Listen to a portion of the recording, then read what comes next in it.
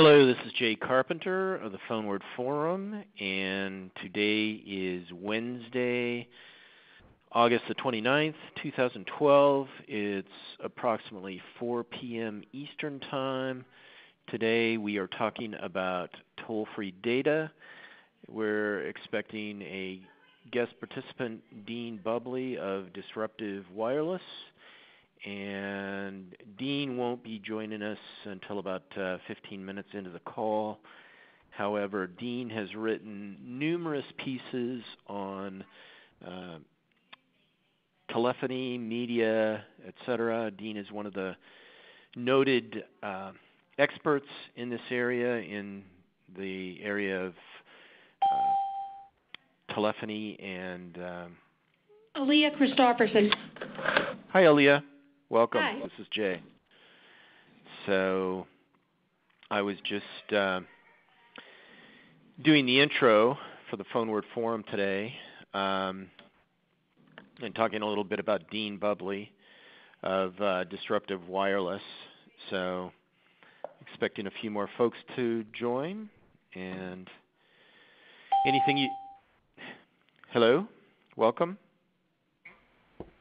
Bill Nihunai. I'm sorry, who's this? This is Bill Nihunai speaking from Switzerland. Well, this conference Jay Carpenter. Yes, it is. Okay, Welcome. he sent me an invitation to join, so... Yes. This is Jay. Where are you calling from? Switzerland, Zurich. Zurich? Okay, great. Welcome. Yeah. Okay. Hello. Hello, this is Robert Schaefer with Monty Lee. Hi, Robert. Welcome. Is this Jay? It is. How are you, sir? I'm well. Thank you for joining us today, Robert. Did someone else join?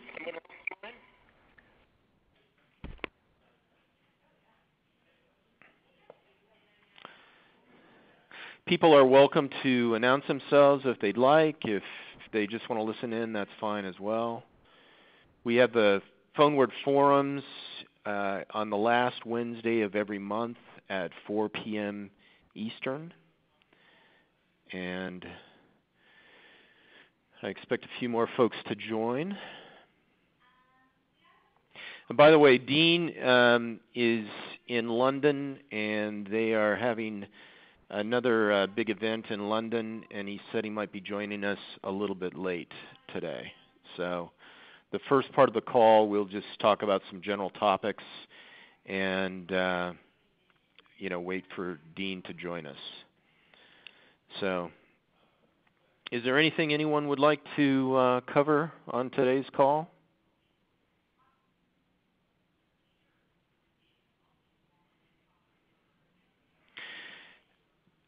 I will mention, hello, welcome. Hi, Tom. How are you? I'm well. Good. While we're waiting for some people to join, I'll mention that today there was a...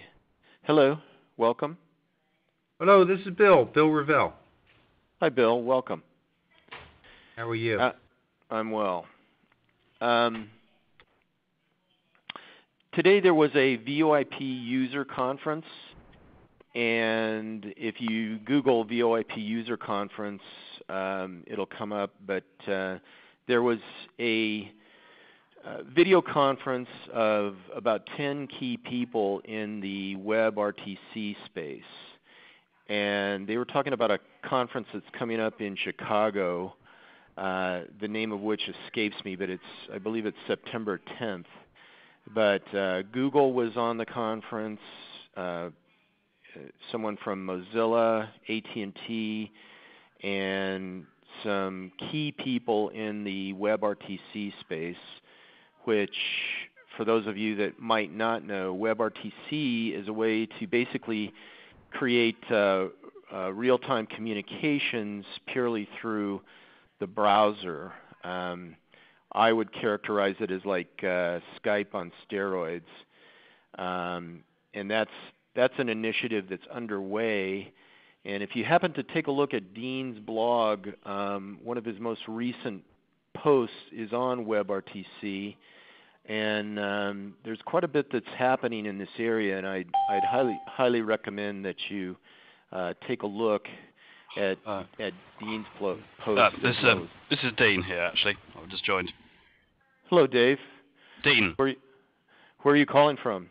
Sorry, Dean Bubley, yeah? Oh, Dean. I'm sorry. Yeah, Dean. That's okay. Oh, welcome. I was just talking about your blog post on WebRTC, and I was telling some folks about the VoIP user conference that occurred this morning, where they were talking about the WebRTC conference that's going to happen in Chicago, and there were quite a few people on the call this morning, and they were announcing some rather exciting things. So, Dean, I'll go ahead and turn it over to you and let you talk a little bit about toll-free data. If you'd like to add some points about WebRTC, I'm sure that'd be most welcome as well. And I am delighted to have you on the PhoneWord Forum.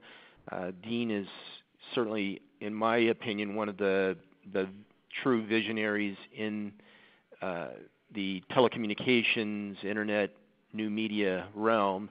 And we were fortunate to have Martin Geddes on in February as well, who's Dean's partner in putting on the Future of Voice conferences. So, Dean, if you'd like to go ahead and take it from there. And thanks very much, Jay. Yeah, no, I mean, and thanks for the compliments as well. I suppose half of what I try and do is about what's going to happen in the future, and the other half is about what's not going to happen. And I would say that the whole concept of the sort of 1-800 toll-free data idea is one that I think falls into the second category of it sounds like a good idea, but when you drill into the practicalities of it, with a couple of specific exceptions, I'm unconvinced that it's a workable concept, particularly for the general case of apps running on a smartphone or a tablet over a cellular network. I've heard a lot of the rhetoric about this. I've spoken to both operators and vendors, and the idea that you will have certain applications running on, say, a smartphone, which miraculously the transport charges for the data don't come from your CAP, but are paid for by the app or content company, is likely to be too difficult to make real.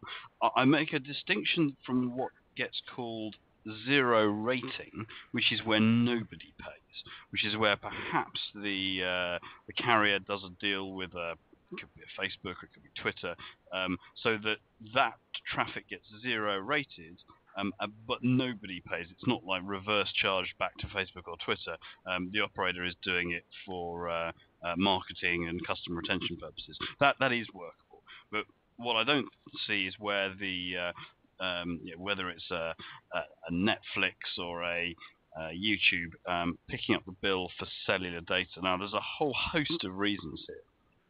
And I've sort of just written a report on, 10 reasons why I don't think it's plausible. But some of them, for example, come down to the difference between the way an app works and the way a phone call works from the 1-800 heritage. Now, with a phone call, phone calls are pretty predictable.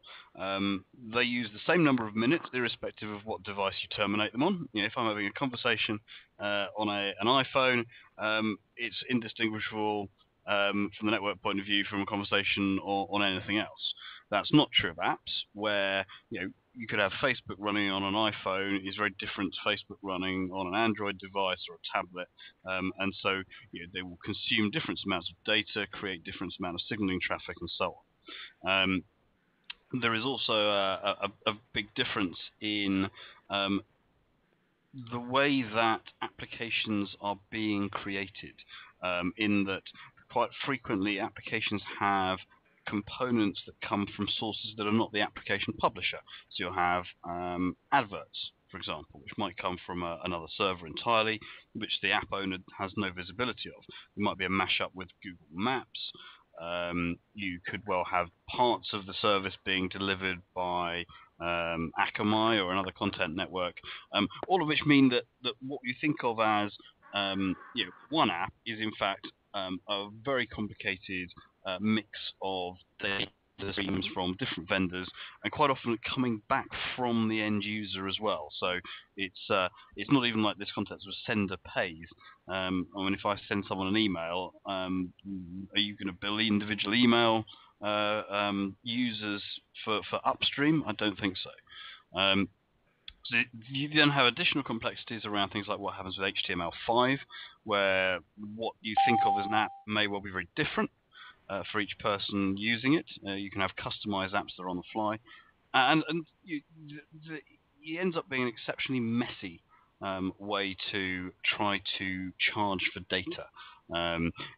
Let alone having the actual whatever the pricing for this is going to be, as well as the IT system to support it. And if I'm a content publisher, what happens when I feel that I have been charged the wrong amount by the carrier for my customer's data transport? What's the customer support side of it? How do I get an itemized bill for that? How do I limit my exposure to at any given point? Do I just kill the app when I run out of credit? It's a huge set of issues, and then there's things around Wi-Fi and arbitrage, which I won't do. So, Jay, that's a little bit of 5 minutes of some of the practical issues. I can go into any of those in more depth if people are interested. Well, I think we'll just open it up for questions at this point. I've got a few questions, Dean, in case But okay. Let's open it up to the floor. But before I do that, I'll say where there are exceptions for this are where there is very close collaboration between the service provider and the application publisher, which would be either because it's an in-house app, which they've developed themselves, or where they have an extremely tight ongoing relationship. Let's say, Verizon or Vodafone did a deal with a company that makes diabetes monitoring application, and they work it as a joint venture. The operator has visibility of the roadmap of the app, and they really do have a tight control of what data is going where and what the proposition is. So that's an exception, but the general case of a random developer going on the portal and saying, "Well, I'll buy 3 terabytes of reverse charge data," I don't buy. Okay, is there anyone who has some questions or points they'd like to bring up?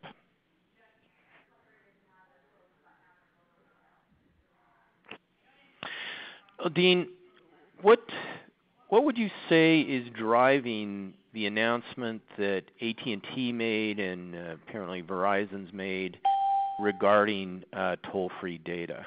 What do you?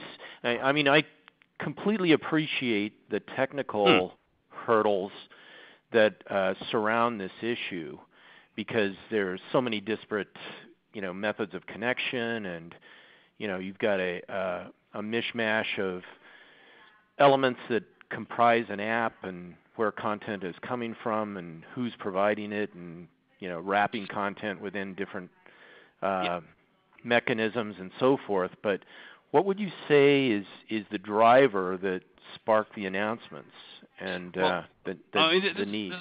There's a sort of supply and demand. I think firstly, there have been some vendors who've been suggesting this as an idea. I think secondly, from the carrier point of view, I think they've been mindful of some pushback on their tiered data plans. And I think that's a particular issue in North America, where there's probably more history of fully flat rate unlimited plans, and there's been sort of more dissatisfaction in other parts of the world with the move to capped plans. So I think this is a way to try to get around some of the criticism of the limitations of caps. I also think there's another political dimension here around net neutrality. Which is clearly having policies which are application specific is very difficult from a regulatory point of view in much of the world. But you could make an argument that in this case, where the user themselves is helping to, on a case-by-case basis, define that differentiated policy, it becomes much more difficult for the regulator to argue that it's against consumer interest, because if you're to some extent putting the customer more in control rather than having arbitrary changes going on the network. Now, there's certainly counter arguments to that. You could say, well, it's only the wealthier app or content companies that could afford to do this, so it disadvantages innovators and startups. Actually, one thing I should have said is that there's two different flavors of this toll-free data. One is where it's all about who pays for the traffic. The other is if you then try and actually put prioritization of some sort on the toll-free bits, and that essentially multiplies all the problems I've just mentioned by several more times, just in terms of both technology and business model. So I think and to be fair to the carriers, I mean, there have been relatively sanguine about the practicalities. I mean, particularly the statement I have from Verizon, which was saying, it's not without its difficulties. We'd like to do it. We think there's a 51% chance we'll be able to. I think I'm paraphrasing the quote. So I think that there's been a measure of pragmatism and coupled with some wishful thinking. It's just like my work looking at the practicalities suggests that percentage is perhaps rather lower. Well, from I think you bring up an excellent point, because I've been looking at this and talking about it for some time. My history is in the 1-800 services business. So in what we call shared use here in North America, where if there's a market appeal and a demonstrable advertising advantage if a business advertises a number that's easy to remember. Yes. So, for instance, a car dealer might get better advertising results if they advertise, 1-800 shop cars. Yes. And however, obviously that paradigm of, toll-free telephone traffic has been waning for years and years. And now, with the deluge of mobile data and the scaling back of unlimited data plans, it seems like there's a market need to be filled in a contemporary manner, where if I could connect to a service either through an app or by dialing a number, and I trusted that I was not going to get charged on my data plan. And as you just mentioned, if I could get a premium connection, so if I could dial 1-800 YouTube instead of going to YouTube.com, and I knew that I would not have to worry about how many YouTube videos I watched, and I could also get a premium connection, let's say in San Francisco, New York, or Chicago, I think that would be very appealing. But the problem with that scenario, for example, is YouTube, I think, puts adverts on something like only 10% of its videos. And so it's pretty difficult to come up with a scenario where YouTube would be happy to pay for the data for transferring and prioritizing videos which they don't even run adverts next to. And so, maybe it could be they could try and prioritize and pay for data for everything, but then it would have to be very cheap. Right, and I'm using YouTube as an example, just kind of out of the blue. I think a better example would probably be like a luxury car maker that would have the option. Let's assume you've got a brand called Luxury, and if I could go out to my customer base for my luxury cars, and I could say, hey, you've got a choice between connecting with us via luxury.com, whereby you can see videos of the latest models, you can video conference with the serviceman or whatever. I've got to worry about where am I at in my data plan. And however, if I could dial 1-800 Luxury, and I knew that luxury car manufacturer was going to pick up the data and possibly give me a premium connection, especially in congested areas, I could see that being a very, compelling value proposition and use case. So, Right. that's been my thinking, coming from the legacy toll-free telephone number realm, but I totally appreciate the host of complexities in terms of the technical side of this. Yeah, well, it's both technical and the sort of the business model. I mean, the question is, if I was the marketing manager for luxury cars in that situation, I mean, I would want to know how much would that cost me. What is my budget for that? And then if I think, well, actually, you know what? For me to serve the HD video of someone driving the car around a track to a tablet will cost me 1,000 times as much as just sort of emailing them a PDF of the brochure. That's a huge difference than it is at least with 1-800 phone numbers, that, that type of interaction takes 5 minutes, this type of interaction takes 10 minutes, and you can make a pretty good judgment call on what your budget's going to be. But with data, particularly if you're paying for it per meg, you've got a really difficult way of calculating that. Now, you could make an argue that, well, you start small and then you work up to it over time, and that could work. But then you think, well, what happens when I want to have the store finder, which uses Google Maps as a mashup? If then what you'll find that everyone on the planet downloads the luxury cars app and uses the embedded Google Maps for free. And you've got to think, well, how do I do the fraud management on that? How do I qualify people to think, well, actually, you're only allowed to use the map to look at where the nearest dealership is, and not, when you want to go visit your friend. So there's a lot of complexity there. I mean, one of the things, I'm coming back to the prioritization thing.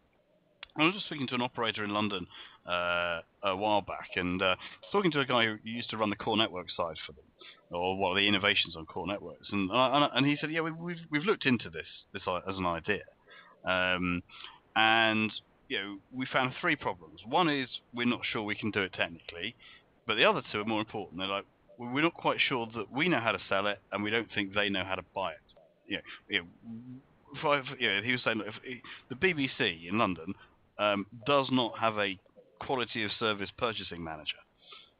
That you can't just sort of phone up and say, would you like to buy some network quos? So they would actually have to work out how to buy it, what to buy, how to measure it, how to monitor it. We'd have to have analytics tools to make sure that we could demonstrate people are getting value for money or getting what they're paid for. Some way of dealing with customer of complaints. It's a very hard business to actually enact, either commercially or technically, and as well as regulatorily. So to me, this really comes down to being, it sounds like a great idea, but actually making it real is going to have a world of pain associated with it.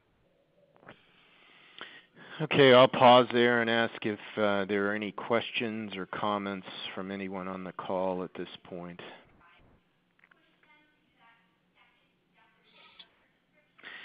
Well, Dean, do you know where, we've had announcements by the major carriers on this. Do you know where they're at on their rollout plans? Because they've, AT&T has said that, and this is back in June, that they would be rolling this out within the next 12 months. So was that just, you think that was just a... I think there's definitely been hopes by a lot of service providers about this. So I will say that there's a number of service providers who've put my report on it, which I suspect may have. I don't know whether it was in reaction to any difficulties they're finding, or just as a double check and making sure that they haven't missed anything. I haven't heard of any concrete plans. I did see an interview with Metro PCS, I think, the other day, that basically said that their intention on this was to be a fast follower. which I interpreted to mean, it sounds like a good idea. We'll see if anyone else can make it work, and then we'll do the same thing when they've ironed out the problems. T-Mobile US there seems to be going back towards flat rate at the moment rather than this, which leaves AT&T and Verizon. Neither of whom in the last couple of months, they seem to have toned down the rhetoric on this. And it could just be that they've identified the roadmap and what needs to be done, and they're working away in the labs on it. And they'll surprise us in November and launch something. But I haven't had any sort of back channel which suggests that all this is sort of going on without any problems. So I would be skeptical. I think we may well see some specific examples of this. So maybe like machine to machine, or things like that, which are a bit more controllable. So you might find an operator doing something with a car manufacturer to embed sort of tablet type screens in a vehicle. A bit like the sort of GM OnStar or some stuff I think BMW has in Europe. And that becomes a little bit more manageable because that's a controllable ecosystem. You haven't got to worry about a million apps from a million developers and all those problems. It's a lot more manageable. So it wouldn't surprise me if we see things like that first, which are the sort of the specific use cases, or maybe we'll see a particular tightly coupled deal between, well, I don't know, you could say Twitter and a company and one of the service providers, or maybe Apple doing FaceTime might be another example where it's a particular app done in close partnership with carriers to make sure that all these bells and whistles are sorted. Well, I think it will be interesting to see what, if anything, is rolled out over the next 10 or 12 months. Many of the people that are on this call are from the legacy toll-free telephone number industry. And I think part of the question in my mind is what sort of addressing would be used in a toll-free data scenario, whether it's just toll-free data or whether it's toll-free plus premium connectivity. Would it be just simply that you're accessing an app that's noted as toll-free?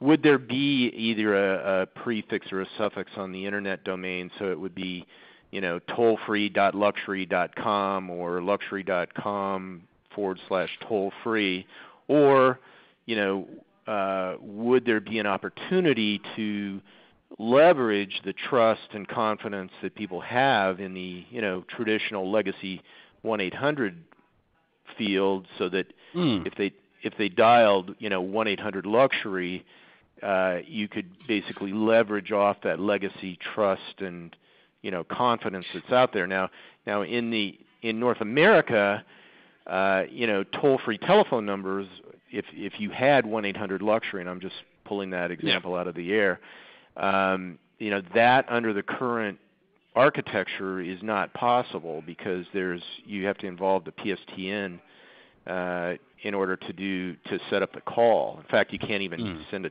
a text message to a toll-free telephone number.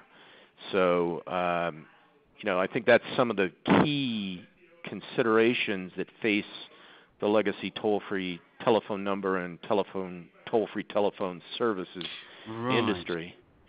It's an interesting idea of sort of reusing the sort of those sort of classic relationships. I think that the URL approach is unlikely because you would then it would have to be free on every service provider on any network anywhere, unless you had sort of luxury.com/free on Verizon or something like that, which is obviously a bit clunky. Right. So unless there was a way of ensuring it was free from everywhere. Now, could you have the other question is whether you would have to have operator-specific versions of the apps. There's an interesting question as well of what happens when the traffic goes over Wi-Fi. You presumably, usually over Wi-Fi, no one pays anyway. And so therefore that then incentivizes the company to sort of try and push as much traffic over Wi-Fi rather than over the cellular network. But you know, it is there may be for certain brands examples. So I'm thinking like sort of British Airways, which I think has got 1-800 Airways in the US. Yeah, as an example. And yes, the only problem then is you've got like multifunctional apps, and would they want to pick up the bill for a whole app or just the sort of live flight departures and booking a reservation? You know, they probably don't want to sponsor you to watch a video on how to fill in your immigration form or something like that, which is like a secondary part of it. So yeah, there is a use case for it, but ironically, the things which are most valuable for those brands are actually quite low bandwidth for the most part. Maybe if you have a video call with a customer support person, you could argue that could be data intensive. But actually, the irony is that a lot of the really valuable bits of customer service and support are those which don't actually use that much data anyway. It's more about things like speed of connection. If you're buying something. Right. I mean, there are two considerations. One is the cost of the data connectivity, but the other, as you mentioned, is if there could be an assured premium connection, I think that changes the value proposition, and that's something that's appealing to the customer as well. And I think another factor that's coming into play is high definition voice, which I'm not an engineer, but it's my understanding that would increase the bandwidth requirements considerably. So. Yes and no. I mean, it does, but a lot of the networks are being architected so that if you're making an HD voice call, unless it's HD Skype or something like that, which it won't be if it's carrier provided voice, it wouldn't use your data allowance anyway. They'd treat that separately. I think that. It's a very hard one to pitch. I'll be honest with you. I'm just not sure that I can see a way to sort of making it work easily. Agree. Yeah, I fully appreciate the engineering considerations that you've outlined in some of your blog posts and other areas. Yeah, it's partly engineering, but it's also the way in which what would be. I mean, 1-800 for voice is nice and simple. Yeah, pretty much as a product. My understanding is you buy the number. There's either some sort of monthly fee and then some sort of usage based element as the core aspects to the business model. I'm not quite sure how that translates into a much more varied data type experience. Yeah, I think when you're talking about mobile broadband, it's a much more dynamic situation where there'd almost have to be some sort of market pricing mechanism to accommodate the dynamic nature of delivering content in highly congested areas versus less congested areas and different times of the day. Yeah, I mean, because the other thing is the prioritization is extremely hard to do, and the problem with prioritization of traffic on a mobile network is when it's uncongested, no one wants to pay extra for prioritization, and when it is congested, everyone wants to pay for it, and so then you have to really work out the fine tune pricing. So that you don't end up with some sort of tragedy of the commons where everyone ends up paying for priority traffic, but you end up with the same amount of traffic you had to begin with. It's just as congested, but everyone is now paid double, and they're annoyed because they didn't get what they paid for. So you need to then have some sort of, I don't know, access control mechanism where you can never have more than 2 priority users or 3 priority applications in the same cell at the same time. You also have the spatial dimension, which really complicates it. So if I've got a premium user at the edge of the cell using a silver tiered application, do they get priority over a sort of a bronze user with a platinum application in the middle of the cell where the signal's strong? There's all sorts of horribleness like that, which is solvable technically. But again, what that looks like when you try and explain it to it's not like buying a first class stamp versus a second class stamp. There's lots of extra conditionality applied to it, and frankly, also the other thing here is it's often not congestion that causes the problem at all. It's the fact that there's no signal. You're out of coverage. And if I'm in the basement, I'm in the basement, and I could be paying as much as I like, and I'm still not going to get the application at all, let alone fast. Well, I think one of the things that you pointed out is the potential for fraud on this, where somebody could attach either a prefix or a suffix to an internet domain, let's say, and they could advertise or indicate to people using that connection that they're supposed to be toll-free, but in fact, it's not toll-free. And, I assume that's one of the fraud cases that you were talking about, and I think that, some of the people that have been in this space in the, let's call it the sender pays, they've struggled with how do you signal to the public that this is a trusted connection that is in fact going to be toll-free. And so, I think that is one of the problems. However, in my view, again, if that trust could be established in the marketplace, and if the legacy 1-800 trust and understanding could be translated into the mobile data realm, it would seem to be a large opportunity. So yeah, no, I mean I certainly agree. It's a compelling proposition. It's very easy to articulate in one sentence. Yeah, and it's one of the things I've been acknowledging is, it's an easy one to explain. If I was pitching to a service provider saying, hey, why don't you recreate 1-800 for data? So, it gets around. You can reuse the concept. People understand what it means. I mean, it's one of those nice ideas you can articulate easily. But the devil's in the detail. Right. Okay, well, let's pause a moment. Any comments? Any thoughts on this? I know we've got some people that are, well versed in both the PSTN as well as the IP network realms on the call, and I'd love to hear some thoughts or comments.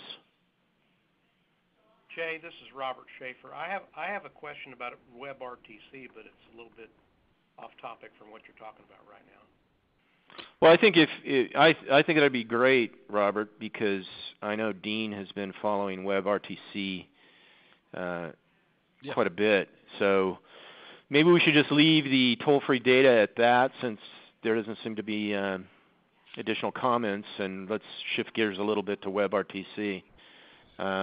Anything you'd like to say on WebRTC, Dean, where it's at, what you see for the future? Yeah, no, I mean, I'm pretty positive generally on WebRTC as an idea. I think that it ticks a lot of boxes in terms of enabling voice to go from being a service to being a feature or function within web pages or web apps. It's obviously being pushed very heavily by Google at the moment, and also some quite sizable vendors and service providers. I mean, Ericsson and AT&T, for example, have been talking it up as well. A whole host of interesting startups. Microsoft has recently also entered the fray, although it's sort of, if you like, its opening negotiation position is slightly different flavour of it that they're pitching to the way the standards have been evolving up to now. I suspect that there will be a certain amount of time and wrangling before some form of accommodation is reached. But what that means is that certainly by this time next year, there ought to be some form of WebRTC in the current versions of most of the desktop browsers, and slow filtering into mobile browsers and apps. Now, the company which has said nothing about WebRTC whatsoever is Apple, although certainly it's likely that it'll get adopted within WebKit, but exactly how it will manifest ultimately either on an iPhone or a Mac, I don't know.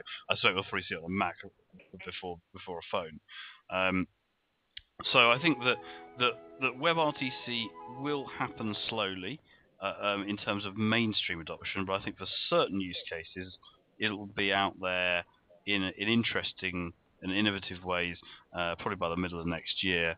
But I suspect it'll be quite a while before every browser supports it, and also before people are completely happy using it. I mean, a lot of people don't talk into their PCs, without having a headset on. There's a bunch of great line I heard from someone last year, which is you can imagine some practical concerns there of which of my browser tabs is talking to me. So I think there's probably a fair amount that we'll have to go into sort of what does the UI look like and how does that work. But because it's such a broadly interesting standard, I think also space, I think we're going to see an awful lot of innovation there. Despite a little bit of wrangling over precisely which codecs get used and what the licensing terms are around that, I think that those are potentially delays but not fatal ones. So overall, I think that it will happen. I think the role of service providers is going to be interesting here.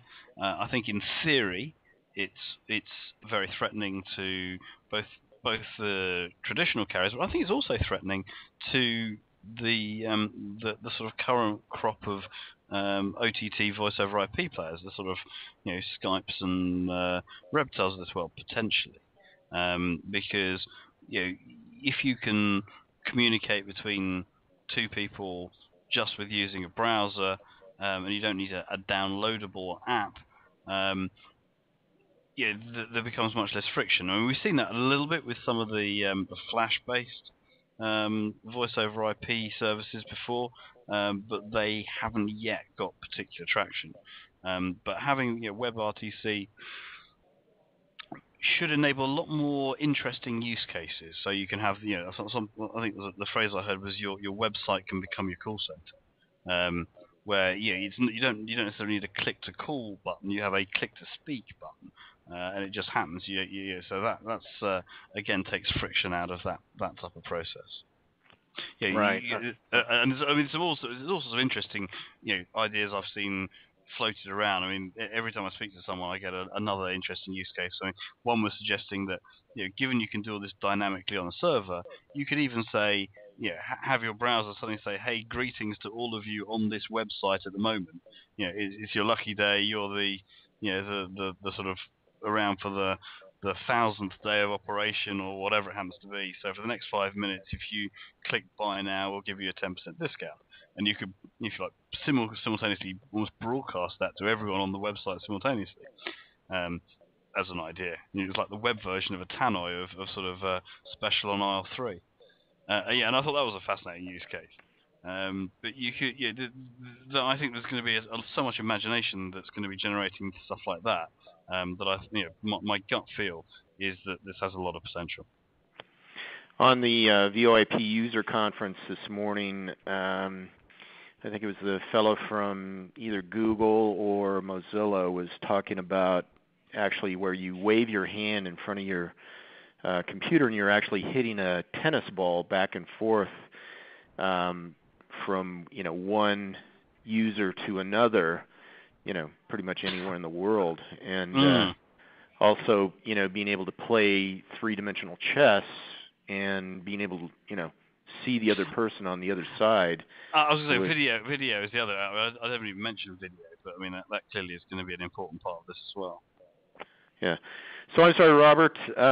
If that's kind of a long introduction to WebRTC, but what was your question?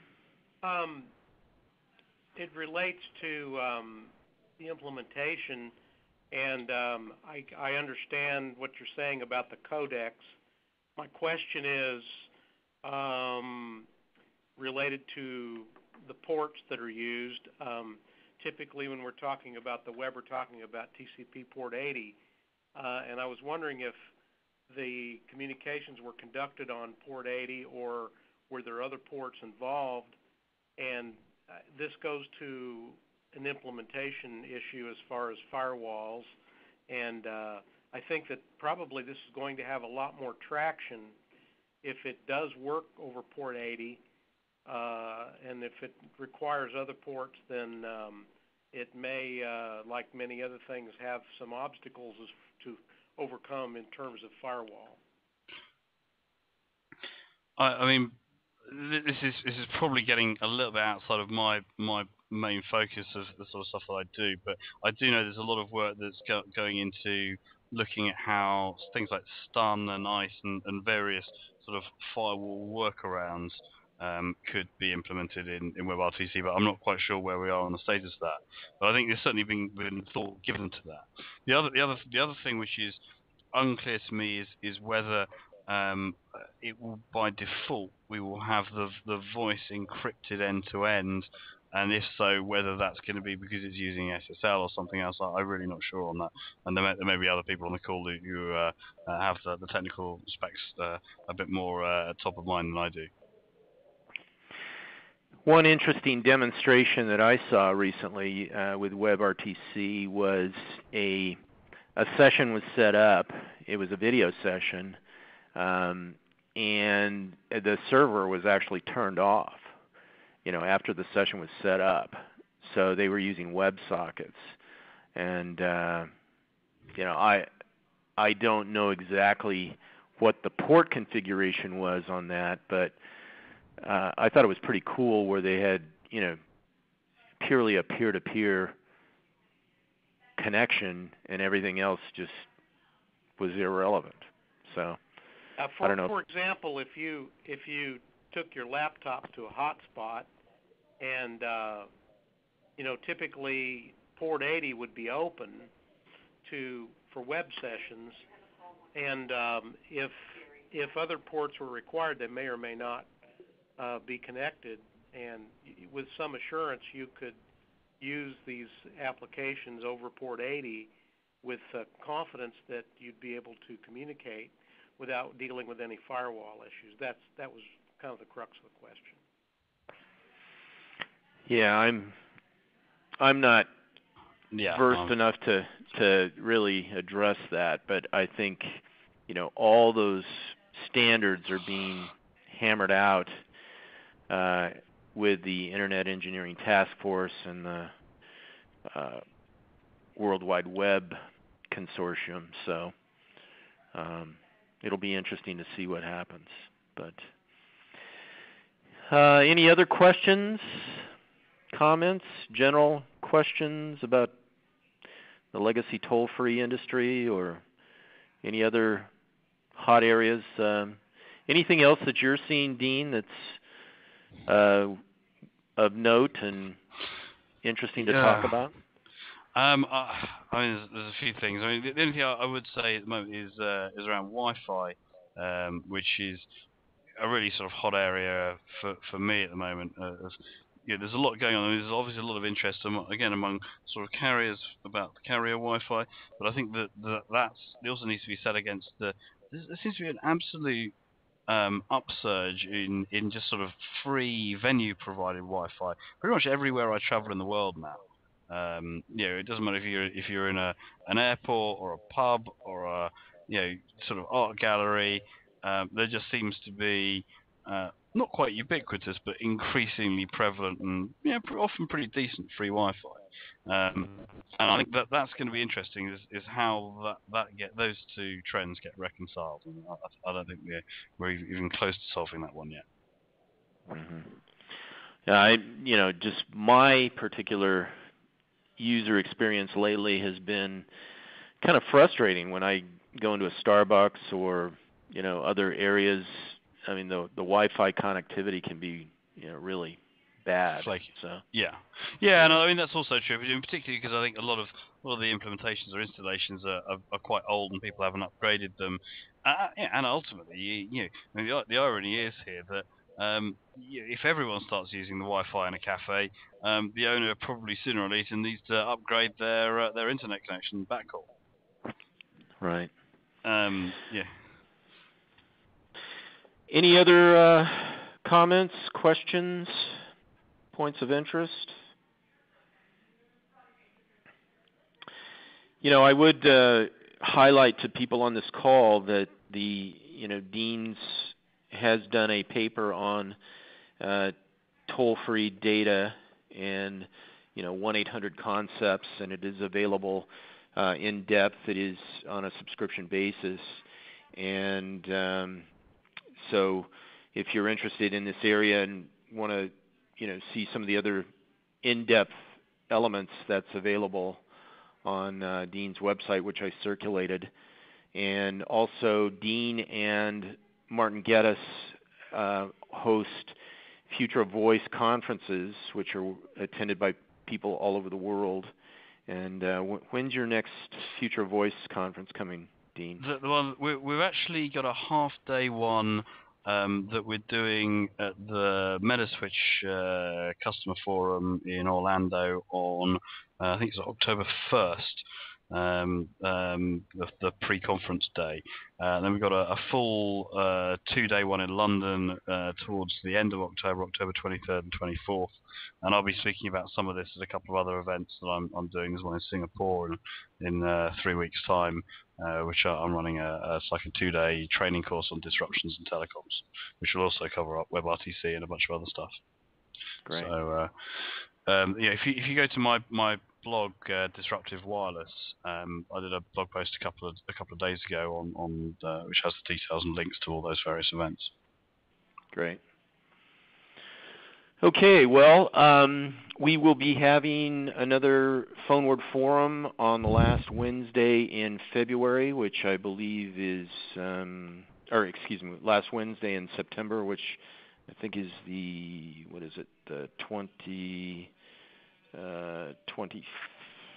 let's see, sorry.